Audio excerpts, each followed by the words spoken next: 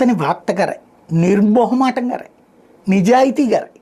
అప్పుడు ఎవరు ఏది చేస్తున్నా రైట్ అంటారు, రాంగ్ని రాంగ్ అంటారు జనం.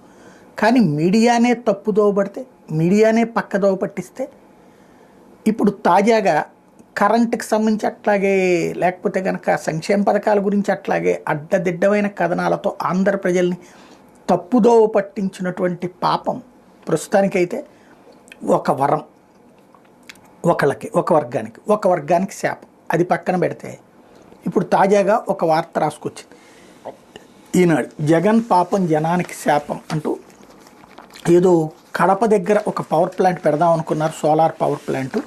వాళ్ళతో పిఎస్ఏలు పెండింగ్ పెట్టిన ఫలితంగా ఇప్పుడు బీసీడీ జీఎస్టీ పేరిట అదనపు మూత పడబోతోంది. యూనిట్కి దాదాపుగా 50 పైసల నుంచి 75 రూపాయలు పెరిగిపోబోతోంది అన్నటువంటిది.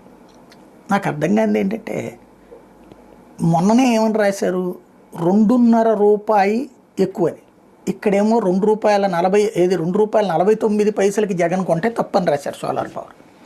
అంతకుముందు 3.5 రూపాయలకి, 4.5 రూపాయలకి, ₹4.85 రాబోయే 25 ఏళ్ల పాటు కొంటామని రాసిచ్చింది. ఏమంటారు? కుంభకోణమా, లంబకోణమా, అద్భుతమా? అసలు ఆనాటి వార్తలు తీస్తున్నారా? నెంబర్ 1. నెంబర్ 2, అసలు ప్రొడక్షనే లేనటువంటి కంపెనీతో ఒప్పందం, అది 2020లో ప్రారంభం కావాల్సి ఉందట.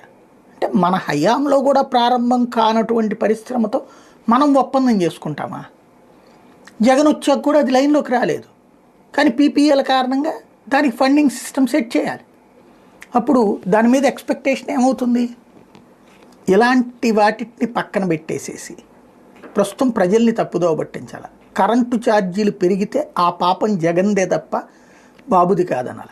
అదే జగన్ టైంలో పెరిగితే జగన్దే తప్పు, బాబుది కాదు తప్పు. అది ట్రూఅప్ ఛార్జీలు చంద్రబాబు టైంలో వేసినా జగన్దే పాపం, అంతకుముందు కాంగ్రెస్ది తప్పు.